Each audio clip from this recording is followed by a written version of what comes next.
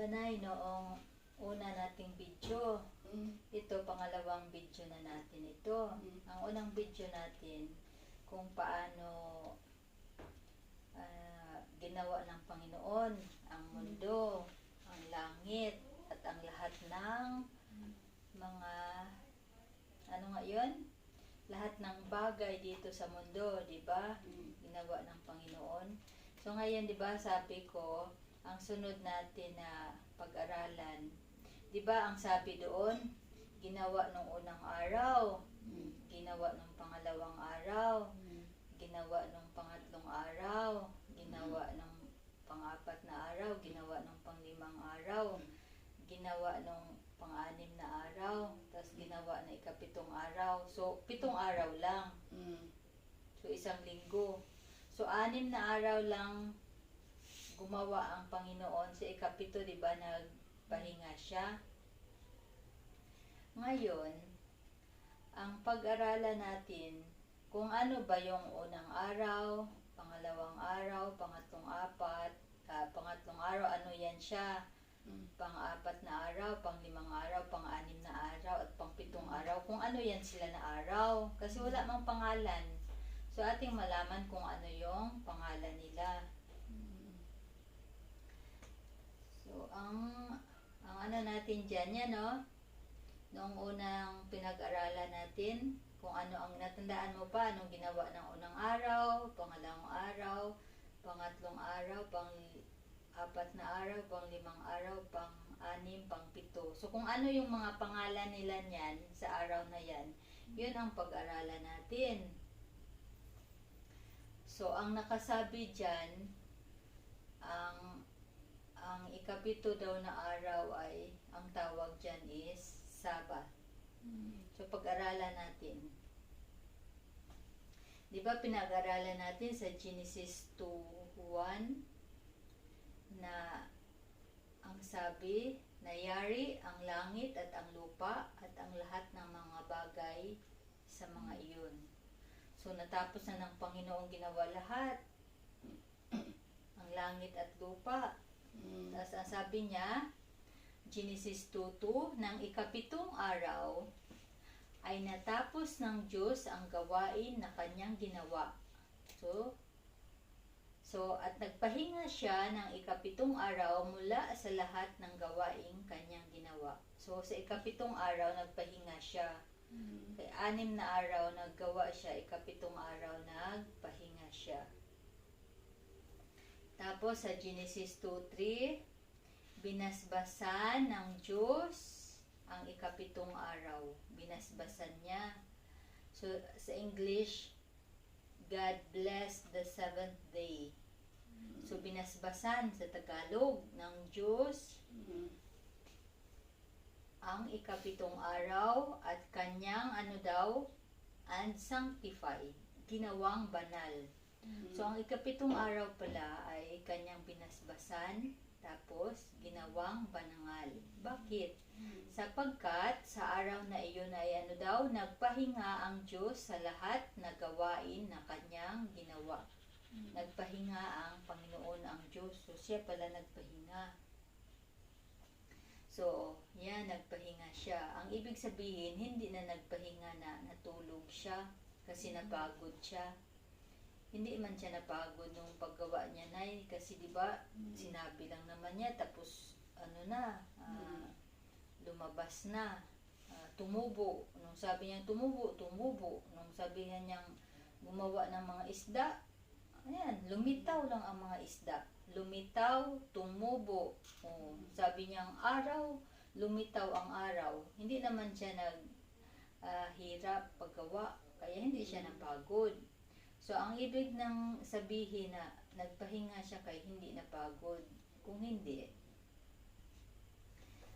ginawa niyang banal yung ikapitong araw, no? Binasbasan niya at nagpahinga daw siya. Ang ibig sabihin, kasi sa langit, Nay, ang ginagawa sa langit, Nay, laging nag-worship, nagsasamba, Nay, sa Panginoon. So, yun ang ginagawa nila doon. ang mga angel sa langit. Sa langit ang Panginoon ang nandoon, ang Father, at nandoon din si Jesus ngayon. Di ba, namatay siya, tapos pumunta siya sa langit. So, nandoon na si Jesus ngayon. Tapos yung mga angels na yan, sila yan ang nag-worship sa kanila. So, kumakanta sila. Tapos, yung si Satan na yon, angel yun siya dati. Kaso lang, di ba, nagkasala siya sa langit. So, yan ang sunod nating pag-aralan. Bakit siya nagkasala sa langit? Tapos sinulog siya dito sa lupa. So ngayon, yung natira na lang doon ng mga angels, yun na lang ang nag-worship, nagsamba sa Father. Tapos ang sabi sa Revelation, sa Tagalog, Apokalipsis, sa English, Revelation, sinabi niya sa malakas na tinig, matakot kayo sa Diyos at magbigay luwalhati sa Kanya sapagkat dumating na ang oras ng kanyang paghuhukom at, sambahin ninyo ang gumawa ng langit, ng lupa, ng dagat, at ng mga bukal ng buhay. So, ang Revelation dito sa Bible dito siya sa pinakalas na Bible di ba ang Old Testament, wala pa si Jesus. Ang New Testament, di ba yung nandyan na si Jesus. Tapos, yung umalis na si Jesus bumalik na siya sa langit, tapos ginawa itong mga sa New Testament ng mga disciples niya kilala mo yung mga disciples niya, sila James, sila Juan, sila Peter, ganyan. Tapos ngayon si John itong Revelation, last ito na libro ng Bible dito sa New Testament. Sinulat doon kung parang hindi pa nangyayari na iba, parang pinakita sa kanya kung anong nangyari, para bang dream na iba. Tapos dinala siya sa langit, tapos kung anong mangyayari doon sa langit, anong mangyayari ngayon sa huling mga araw, sa pagbabalik ni Jesus. Kaya ang sabi ng dyan sa Revelation sambahin daw ninyo Sino nga ang sambahin? Yung gumawa kanina, sino ba ang gumawa ng langit at lupa? Di ba ang Ama, God the Father, yung sa prayer nating Our Father. Tapos si Jesus na anak ng Diyos na pinalala dito sa langit. Yan daw ang sambahin natin. So, ang ibig sabihin sila lang ang sasambahin natin kasi sila lang man ang may-ari ng buhay natin at gumawa ng langit at ng mundo. So, yung mga ibang tao hindi natin yan sasambahin kasi hindi man yan sila ang Panginoon, hindi sila ang gumawa sa atin. So, yung sambahin lang daw natin yung Diyos lang na gumawa, wala nang ibang mga Diyos kasi dami-daming mga Diyos kung sino pa yan na Diyos na paniwalaan. So, ang paniwalaan natin kung ano lang nasulat sa Bible, kasi totoo ang Bible. Tapos, kung sino daw ang gumawa ng langit at lupa at gumawa sa atin, yun lang daw ang sambahin natin wala nang iba yun lang ang Panginoon natin. Para hindi na kailangan natin ng maraming Panginoon. Tapos ngayon di ba sa paggawa ng mundo, 6 na araw ginawa ng Panginoon, lahat, ang langit, ang lupa, at lahat ng mga bagay sa mundo, ginawa niya ng 6 na araw. Tapos sa 7 araw, di ba, nagpahinga siya. Ngayon, merong 10 utos. Yung 10 utos, pag-aralan din natin yan sa sunod. Kung ano ang sinasabi dyan sa 10 utos. Ang yan pala 7 araw nandyan din yan sa 10 utos. Halika, ito ang unang utos. Hindi daw tayo magkaroon ng ibang Panginoon. Diba ang sabi niya, ang sambahin lang daw natin yung Panginoon lang na gumawa ng langit at lupa. Yun lang ang Panginoon natin. Huwag na tayo mag-iba ng Panginoon. Ayaw ng Panginoon yan, Di ba sabi ko sa'yo, na kung halimbawa ikaw nay, meron kang anak, gusto mo yung anak mo magtawag ng nanay sa'yo. Ikaw ang nanay, ikaw ang alagaan, ikaw ang mahalin. Ayaw mo na ang anak mo, gusto mo ba yun na ibang tao, yun ang tawaging nanay, tapos yun ang mahalin, yung alagaan, di ba? Ayaw mo rin. So, ganun din ang Panginoon. Gusto niya na siya ang Panginoon kasi siya man gumawa sa'yo. Pareho na ikaw nanay, gusto mo rin ay ang anak mo magnanay sa'yo, magalang sa'yo, sunod sa'yo, tapos mahalin ka. Hindi na ibang nanay ang mahalin ikaw, kaya ikaw man ang nagsilang sa amin, di ba, Nay? So, parang ganon. Ang pangalawang utos, huwag daw tayo magawa ng mga Diyos-Diyosan, yung may mga mukha-mukha, kung sino yung mga iba-ibang makikita mo, tapos ginasamba-samba din nila ng ganyan. Hindi yan sila ang Diyos. Ayaw ng Panginoon yan kasi nagsiselos nga siya, di ba? Parang nanay, kung ang anak mo maghanap doon ng ibang nanay, tapos yun ang mama, I love you mama, tapos tutulungan mo ang ibang mama na hindi mo naman yun mama. So magselos ang totoong mama. So wag daw magawa ng ibang Diyos. Yun ang ibig sabihin ng Panginoon. Tapos ang ikatlong utos, wag daw nay yung biru-biruin ang pangalan ng Panginoon. Kasi ang pangalan ng Panginoon, holy yan siya. Tapos, ayun na nga, OMG, oh my God, oh Diyos ko po, ganyan, ginalaruan ba ang pangalan ng Panginoon ay? Diyos ko po, ay, ano yan ba na, oh my God, tapos kahit ano, oh my God, tapos ngayon, kung seryoso ka na natatawag na kailangan mo nang tawagin ang Panginoon, kasi kailangan mo siya, hindi na siya makikinig sa'yo, kasi lagi ka na lang, oh my God, tapos ka na nga, ano pa yan, nilalaruan ba na ang pangalan ng Diyos ko po, o Diyos ko, kahit Diyos, ginatawag ang pangalan ng Diyos ba, na hindi naman importante, ang pagtawag sa pangalan ng Diyos, kasi holy yan siya. Yung nagdasal ka sa Kanya, nagpray, tapos kailangan mo talaga siya. Huwag kang magbiro-biro na kahit ano lang, ay Diyos ko po, oh my God. Tapos, biro-biro lang na iba. Huwag mong anuhin daw kasi kagalang-galang. Di ba? Holy ang pangalan niya. Huwag bang bastusin ang pangalan niya. Ayaw niya yan ay na paglaruan ang pangalan niya. So, ikatlong utos yun ay. Ngayon, dito tayo sa ikaapat na utos nay. Ano daw? Remember the Sabbath day. Alalahanin daw natin ang Sabbath day. Ngayon, ang tanong nay, ano yung Sabbath day? Ikaapat yan ay ha? Sa 10 utos, ikaapat ang remember the Sabbath day. Alalahanin daw ang araw ng samba, pagpahinga, kapahingahan. So, ikaapat yan ay, so sa sunod na, yung 10 Commandments, sa ating pag-aralan yan.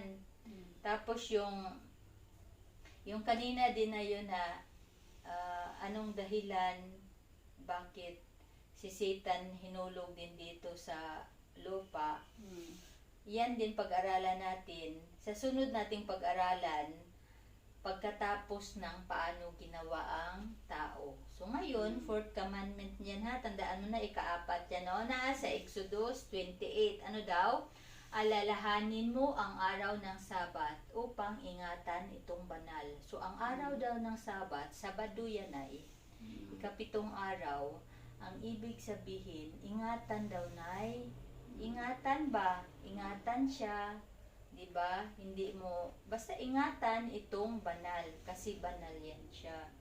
Tapos, nasa Exodus 29. Ano daw? 6 daw na araw kang gagawa. Diba? Sinabi doon sa Genesis, nung unang-una, nung pagkagawa pa ng mundo, sinabi na noon, di ba, na ang araw ay gawin daw banal, ginawang banal ang unang nagawa ng ikapitong araw na Sabat, ang unang naggawa ng banal ay ang Panginoon. Mm. Siya ang una. Tapos ngayon, nung may mga tao na maraming tao na, pinaalalahan niya uli. Di ba binigay nga niya sa 10 utos para hindi makalimutan ng mga tao na yun ang dapat sundin. Kasi ang Panginoon, meron yan siyang sinasabi, inuutos na yun ang dapat nating sundin. Di ba ang utos na hindi makasama, ang utos maganda? Ano nga sabi ko? Ang mga magulang, lahat ng inuutos at binibilin at sinasabi sa mga anak ay lahat ay maganda. 'Di ba hindi nag-uutos ang mga magulang na maggawa ng masama ang mga bata? 'Di ba? Para lahat kabuti ng mga anak, 'di ba? So ganon din ang Panginoon ay lahat 'yan ang utos ng Panginoon. Hindi 'yan siya para ikasama natin, mabuti 'yan. Hindi 'yan masama kung susundin natin. Diba, Nay? Kasi siya nga ang unang-unang gumawa ng banal ng 7 araw eh. Tapos nagpahinga din siya. Kaya ngayon, nung nagawa siya ng 10 utos, Nay, pinaalala niya, 6 daw na araw kang gagawa ng iyong gagawa at iyong gagawin ang lahat ng iyong gawain. Kasi diba siya, Nay, gumawa din siya 6 na araw. Diba? So tayo, 6 na araw din tayong gagawa daw, Nay. Anong gagawin natin? Gagawa tayo ng 6 na araw lang. Ang sunod, ngunit ang 7 araw ay Sabat sa Panginoon mong Diyos. Ang 7 araw daw na ay Sabat sa Panginoon mong Diyos. Siya yan ang unang na Sabat para sa Panginoon. So sa araw na ito, ay huwag kang gagawa ng anumang gawain. No, wag daw tayong gagawa ng kahit na anong gawain. Kaya pag Sabado, pahinga lang tayo, wag tayong gagawa ng mga gawain, no? Tapos magsimba lang tayo, buong araw sa simbahan tayo. Kasi ang pagsimba ay pasasalamat sa Panginoon na binuhay niya tayo at hindi niya tayo pinabayaan. Ginawa, 'di ba? Ginawa niya lahat 'yon para sa tao. Lahat ng mga pagkain, lahat ng mga araw, ng mga para lahat sa kakabuti natin yun. So, before niya ginawa ang tao, ginawa muna niya lahat ng pangangailangan ng tao. No? So, hindi lang tayo, Nay. Ikaw, ang iyong anak na lalaki at babae, mga katulong daw, Nay, na babae at lalaki, pati daw mga baka, Nay. Huwag mong paararuhin. Baka o kalabaw, huwag patrabahuin. At ang iyong kahit daw mga bisita, Nay, na pumunta sa atin, huwag daw din nating patrabahuin. Ganun ang sabi ng Panginoon. Sapagkat sa loob ng 6 na araw ay ginawa ng Panginoon ang langit at lupa, ang dagat at lahat ng nanaroroon. Ginawa niya, balik-balik na, Nay, no? 6 na araw daw niyang ginawa. At nagpahinga daw siya sa 7 araw. Kaya binasbasan ng Panginoon araw ng Sabat at ginawa itong banal. So binigay sa atin ang 6, ang 1 araw para sa Kanya. No? So hindi naman yan siguro masama, no? Kasi binigyan naman tayo ng 6. Kaya yan, ang 6 Nay, ginawa niya, nagtrabaho siya para sa atin.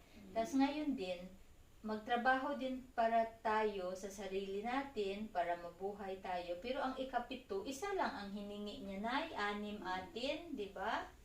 So, hindi na yan masama, di ba?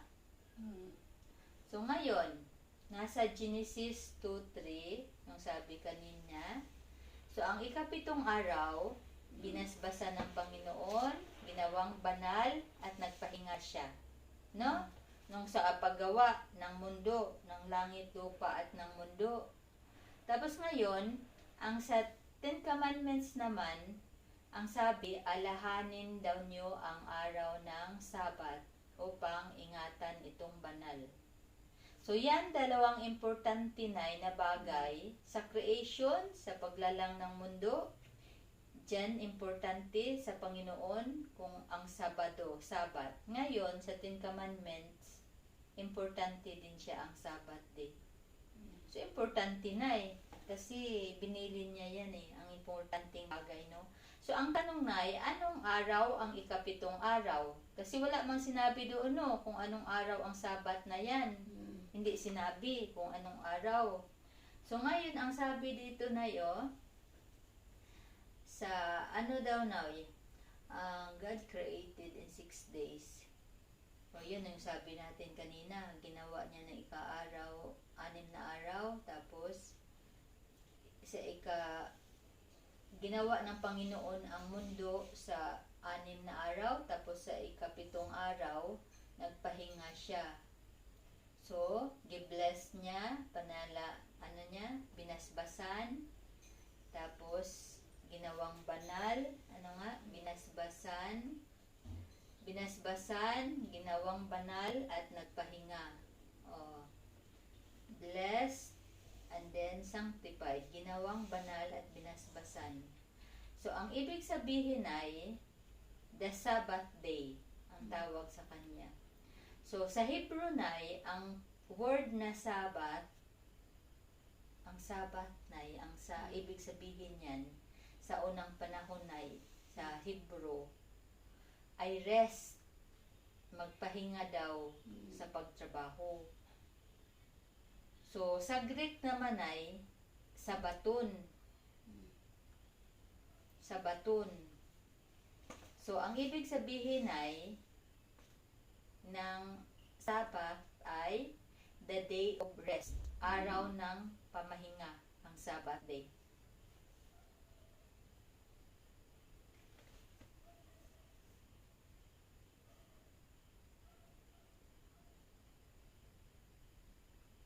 So, nasabi nga dyan na nasa Bible daw ang Sabbath ay Saturday.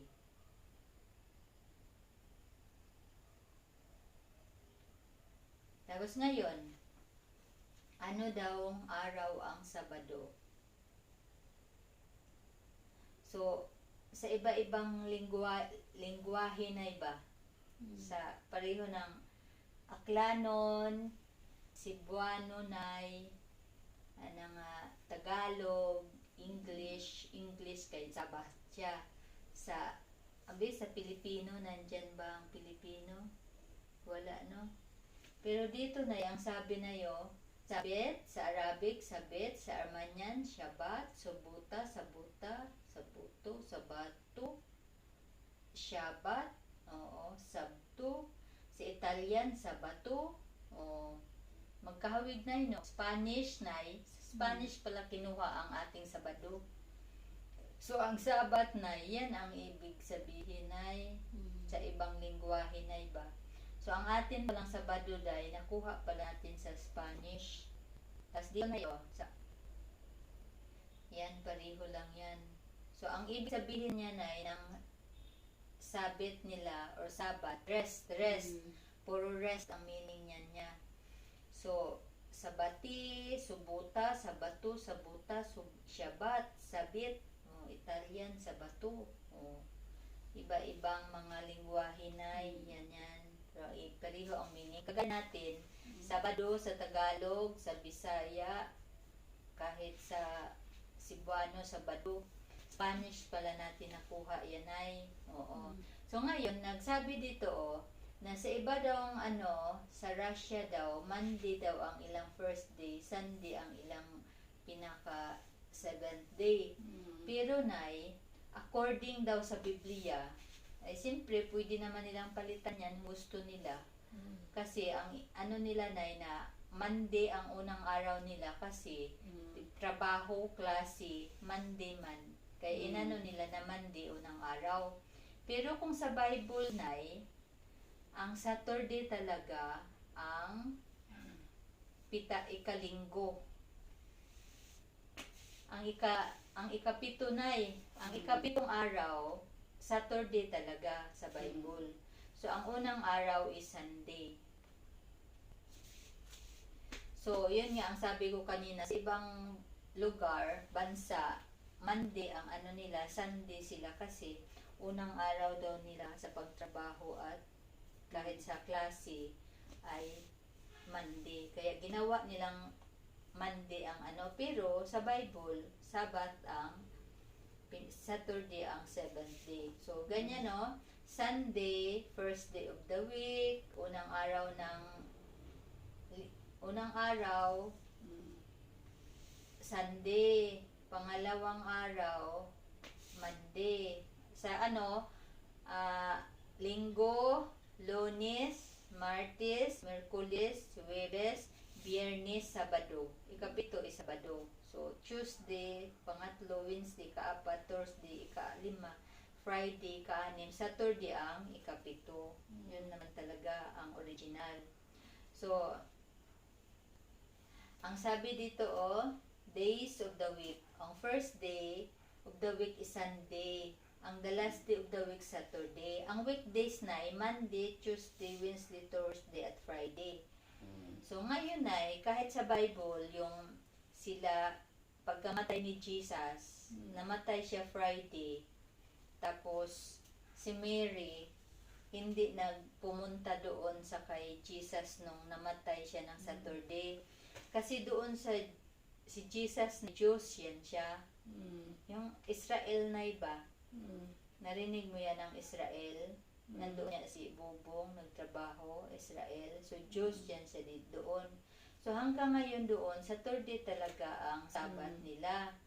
So, kung Saturday, sarado talaga yan doon ang buong lugar nila na halos lahat. Basta mga Diyos sila. Ibig sabihin, pagaya sa Pilipino, Diyos sila, kaga Israel. So, buong, kagaya ito ba, buong lugar natin, sarado talaga siya kahit rain, wala. So, taga dyan si Jesus na yan ang lahi ni Jesus, kung saan siya pinanganak. Dito nga na tao siya na iba. Si Jesus kasi na ay Panginoon siya, anak ng Panginoon. Pero, nagpakatao siya, parang nilagay ng Holy Spirit binuntis lang siya ni Mary. Pero hindi siya anak ng tao si Jesus. So, kung saang lugar si Jesus isinilang, doon yan siya sa Israel. Mga Jews ang tao. So, sa third day talaga sa kanila ang iba tong araw. So, ngayon, ayan siya. Ang Sunday daw di ba sa unang panahon, yung sa pinag-aralan natin, sa Genesis, sa Old Testament, wala pang pangalan ang unang araw, hindi pinangalanan ng Panginoon. Hindi ang Panginoon ang nagpangalan ng Sunday, Monday, Tuesday. Ang tao niyan ang nagpangalan sa kanya, pero hindi ko alam kung sino. So, ang first day of the week daw ay from Latin daw nga Sun's Day. So, sa pagan Roman holiday. So, pinangalan siya sa araw, Sun's Day. Pinangalan siya sa araw. Ang pangalawa naman, ang Monday, ay Moons. Pinangalan siya sa buwan. Wala.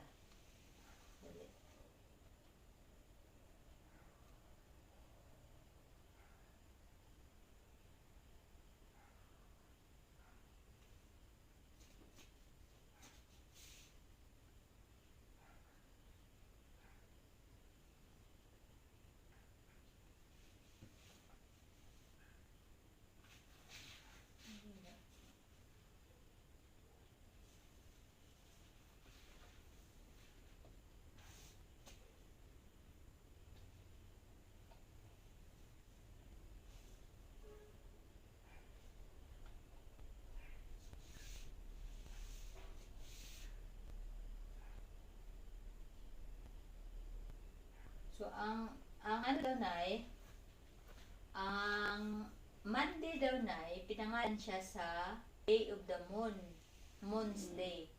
Ang Tuesday naman, pinangalan siya sa Theo or Tyre, the son of Odin, Norse god of war. So, pinangalan nila na iba sa mga iba-ibang mga tao noon. Oo. So, doon nila, sa sino, hindi ko alam sino ang nagbigay ng pangalan nila dyan sa mga, kung sino yan siya. Ang fourth at fifth, Odin, chief god in Norse mythology. So, hindi natin alam yan. Ang ika-Thursday din, hindi din natin alam.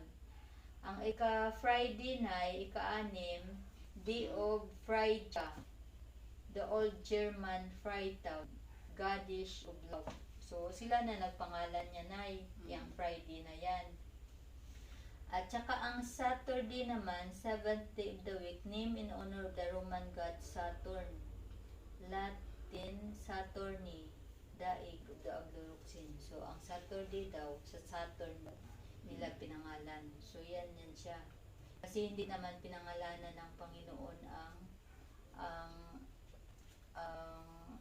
first day, second day sa una.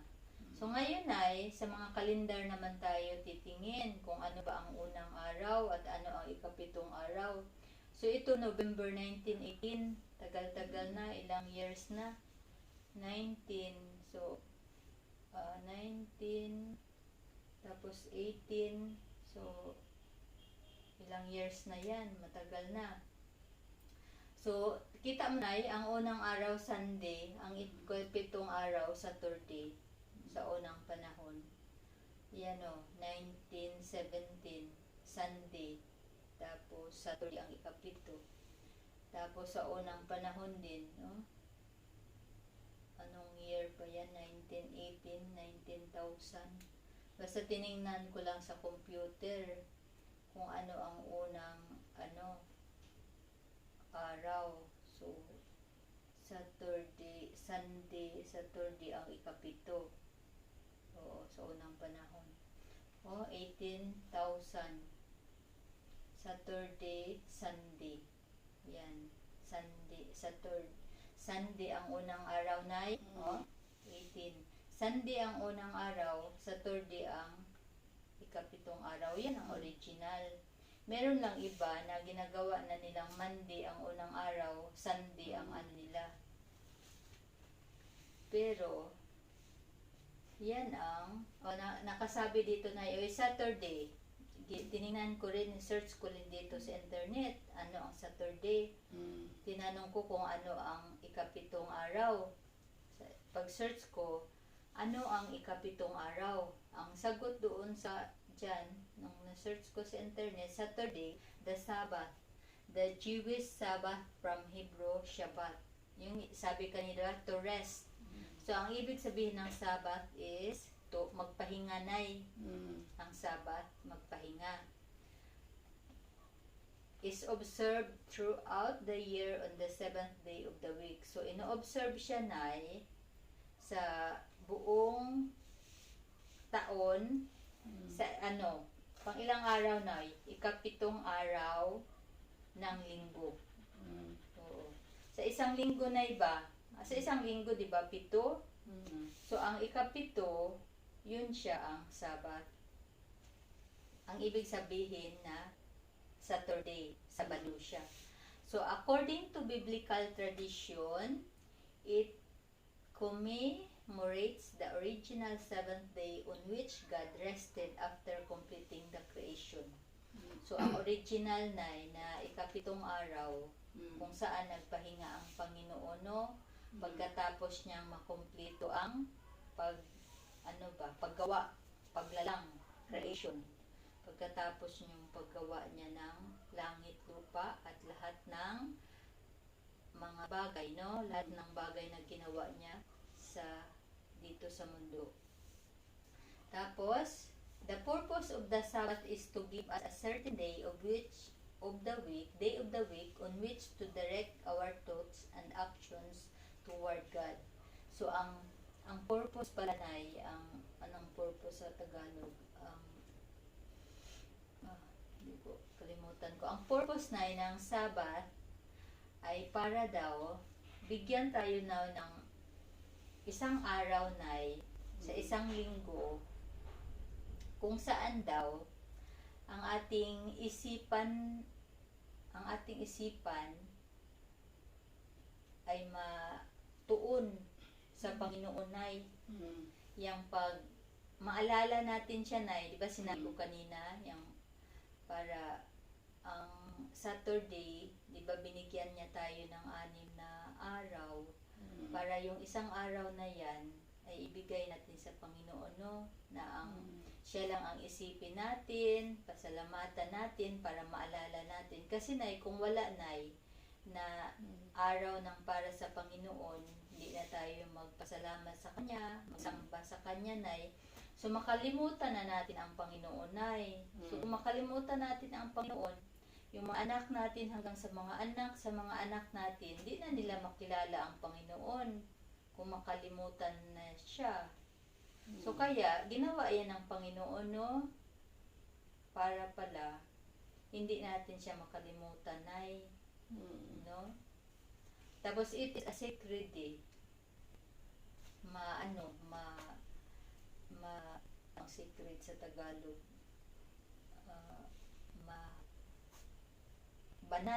Banal siguro, nay. Banal na araw na, ibigay natin sa Kanya, nay, na pag-worship, pagsamba, and reverence as we rest from our usual daily activities. Sa ating pagpahinga, ay, di ba yung Sunday to Friday, nay, puro tayo trabaho para sa sarili natin, nay, para naman makapahinga tayo sa mga araw-araw natin na mga trabaho, at para ang ating isipan naman ay makapahinga naman, no? Ng spiritual matters, tayo ng spiritual. Ibig spiritual na yung hindi lang lagi yung iisip natin para sa sarili natin, yung isipin din natin ay ang Panginoon din ay isipin din natin siya. So kaya binigyan tayo ng Panginoon ng so maganda man ang natuwa tayo, pasalamat ba tayo dahil binigyan tayo ng isang araw ng Panginoon para maalala natin o ayaw natin yan, gusto natin sa atin na lang yan lahat. Hindi, yun ay na ang rest din natin isang oras lang. Buong araw kaya yan nagpahinga ang Panginoon. So buong araw para yan sa Panginoon. Hindi nabigyan lang natin siya ng isang oras. Ang binigay niya sa atin 6 na araw. Ang ibigay natin sa Kanya isang araw. Hindi na isang oras. Hindi yan magsimba ka lang kalahating araw, ganyan. At mayroong sinabi yan dyan ay kung ano ang natin ng Sabbath day ay galing sa sunset to sunset. So, Friday pa siya yung paglubog ng araw, Sabbath na yan siya. Tapos pagka Saturday naman ay bago lumubog ang araw, doon pa matatapos. So, from gabi ng Friday hanggang gabi ng Saturday, yan ang Sabbath day natin. Ibibigay natin yan sa Panginoon. No? Mahirap ba na? Hindi. Hindi man, no? So, ang sabi ng, importante ba na ang Sabado na? Importante siya. Binigay niya sa 3 libro, sa Exodus, sa Ezekiel 2012. Pinatupad ko rin sa kanila ang araw ng pamamahinga bilang tanda, nay. Ang pamahinga di ay na Sabado, nay, Sabbath day ay tanda daw dahil pala bilang tanda ng aming kasunduan. Magpapaalala, nay, yun yung sabi ko kanina. Kasi kung walang Sabbath day, walang araw para sa Panginoon, hindi natin siya maalala, makalimutan natin siya. So, ang palatan ay araw ng pamamahinga bilang tanda daw, nay, ng aming kasunduan, ng kasunduan ng tao at ng Diyos. Magpaalala ito sa kanila na ako daw, sabi ng Panginoon, magpaalala daw ito ang Sabado na sa mga tao na siya daw ang Panginoong pumili sa kanila na maging mga mamamayan ko. So magpaalala pala sa atin yan ang Sabado na siya ay ating Panginoon na pinili tayo na maging mamamayan ko. Nasa Ezekiel 20:20 Nay, pahalagahan ninyo. Pahalagahan. Ibig sabihin, mahalaga. Pahalagahan, Nay. Ninyo ang araw ng pamamahinga. Anong araw nga ang pamahinga? Sabbath day. Sabado. So, tandaan daw natin, Nay. Dahil tanda ito ng ating kasunduan at nagpapaalala na sa inyong ako ang Panginoon na inyong Diyos. So, ang Sabado di ay, Nay, ay tanda natin. So, kung magpahinga pala tayo ng Sabado, Nay, pahalagahan pala natin ang Sabado, Nay, tanda pala yan, Nay, na ibig sabihin pala, sa Kanya ka. Kasi nagpahinga ka, sumunod ka, Nay, na Panginoon mo siya. So, importante pala ang Sabat, Nay. Tapos, nasa Exodus 31:13, nang sabihin niya ito sa mga Israelita, mga Israel na iba, sinabi niya na, sundin ninyo ang aking ipinag-uutos sa araw ng pamamahinga. Sundin daw, sabi nila. Dahil tanda ito ng kasunduan natin hanggang sa sunod pang mga henerasyon. So, ibig sabihin, ang tanda na ito, Nay, na binigay ng Panginoon sa mga taga-Israelita sa unang panahon, kasi sabi nila wala na daw, Nay, kasi wala na daw si Jesus. Hindi na daw yan importante kahit anong araw na daw.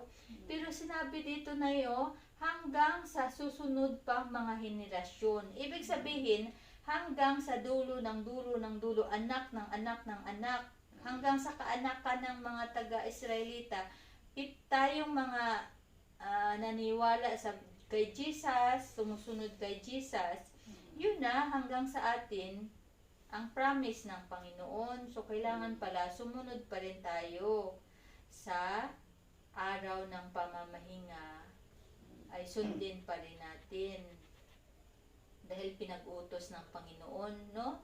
Binalik-balik niya ba, ni-remind niya sa atin na hindi makalimutan ng mga panahon ng Israelita. Sa pamamagitan nito, malalaman niyo na ako ang Panginoon na pumili sa inyo na maging mga mamamayan ko.